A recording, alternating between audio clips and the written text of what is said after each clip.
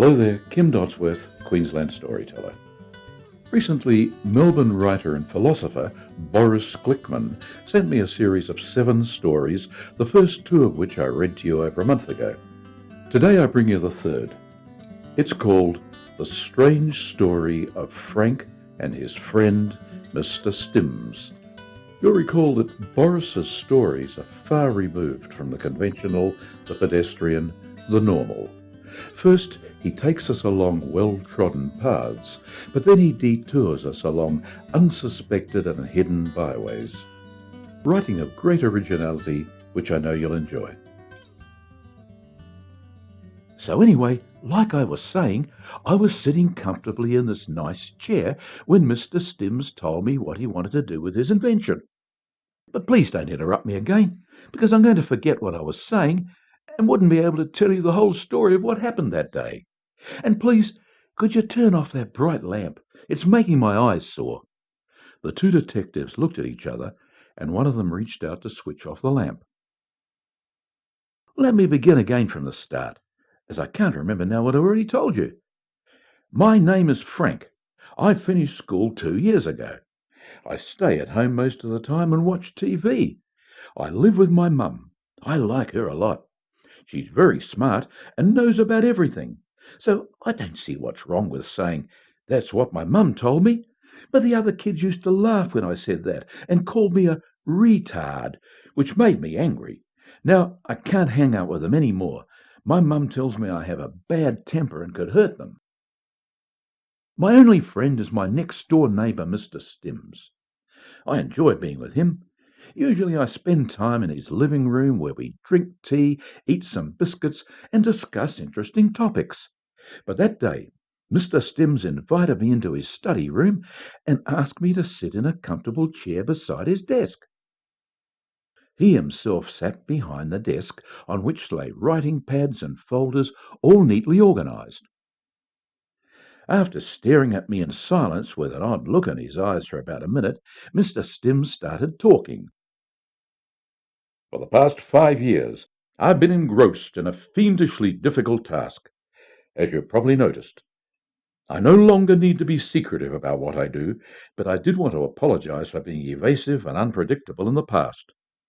He continued, "You might remember from your school days, my friend, what a polar molecule is.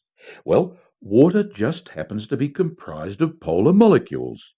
This fact is the linchpin of my work." "The fact that it is a polar molecule, does that suggest anything to you, Frank?" he asked. Not waiting for my reply as he usually does, he continued, "I will get straight to the point. For your benefit, I will state it in simplified terms. The water molecule is a charged particle. Charged particles respond to magnetic fields. By creating a magnetic force of appropriate strength and by aligning it in the right direction, we can separate the water molecule into its constituent parts. We can turn liquid water into gases of hydrogen and oxygen. The theory behind it is, of course, much more complicated than that, but what I've just stated is my work in a nutshell. The idea sounds simple enough. Let me tell you, putting it into practice was another kettle of fish. The years that I've spent trying to create a functional apparatus, attempting to discover the right alignment. Failure followed failure. Many a time I was tempted to throw it all up in the air and just walk away. Only one hope kept me going. I cannot say it was a well-defined sensation, but it was something like, well, that by achieving my goal, all my past deeds would gain the meaning they were lacking. I looked closely at Mr. Stims' face. Sweat had gathered on his forehead, and there was a distant look in his eyes, but it quickly disappeared. He then said, "You, Frank, are the first person in the world to hear of my achievement." Although I was flattered, I thought it would be much better if you could go the other way and make water out of invisible gases, so that people everywhere would have enough to drink. "But what are we waiting for?" he exclaimed. "Actions speak louder than words. Just 1 minute, and I'll show you how it works." While he was gone, I stretched my legs. They'd almost gone to sleep. I remembered dinner time was coming soon and wondered what my mum had cooked for me. I hoped that it'd be fish fingers with mashed potatoes. That's my most favourite meal in the whole world. My friend wasn't gone for long. When he came back, he was carrying a small, shiny box and a full glass of water. I thought it was really nice of him to bring me water, because I was really thirsty. I was about to reach out my hand and say, "Thank you, Mr. Stims, it's really thoughtful of you," when he put that shiny box over the top of the glass. There was a hissing sound, and the water disappeared before my eyes. I was a bit miffed, as I really did want to drink that water, but still the sight was so amazing I could not help crying out, "Wow!" I knew he expected me to say how impressed I was, and I did say so. He didn't reply for a while, and then he started a long speech. "I'm sorry, Mr. Policeman, but I can only remember bits of it. I have great plans, great plans. Imagine magnifying the strength of this machine 100-fold, 1,000-fold. Look at the map of the world, Frank. Look at how much space is taken by the oceans. 2/3 of our planet is water. How much land is wasted because of it? So many regions are overpopulated. This leads to stress.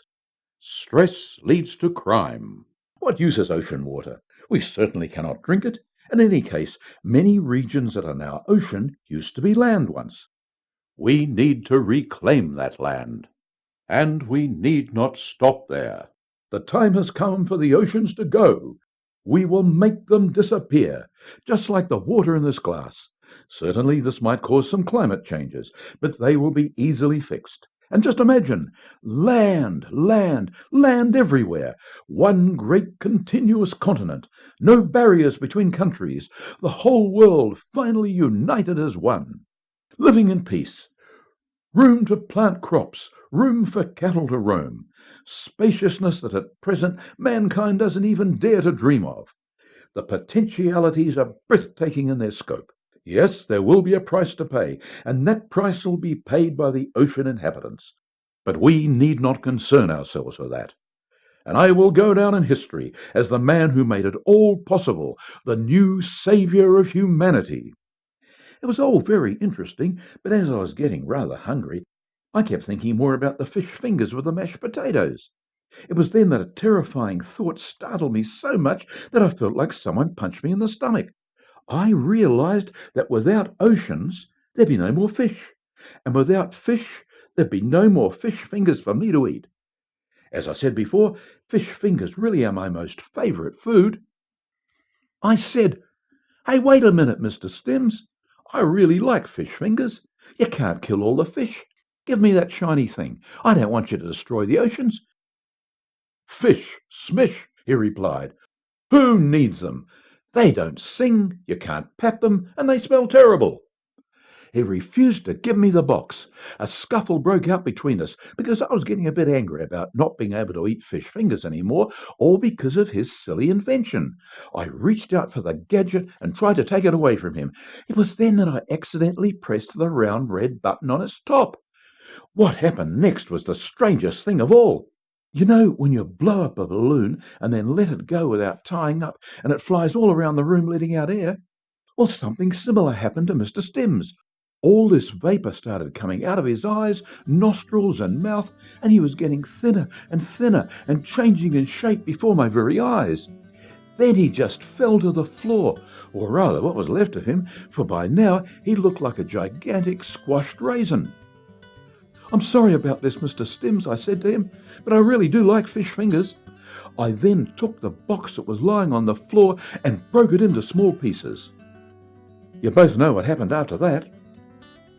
The two detectives looked at each other, and one of them said, "Looks like it's going to be a long night for all of us, Frank."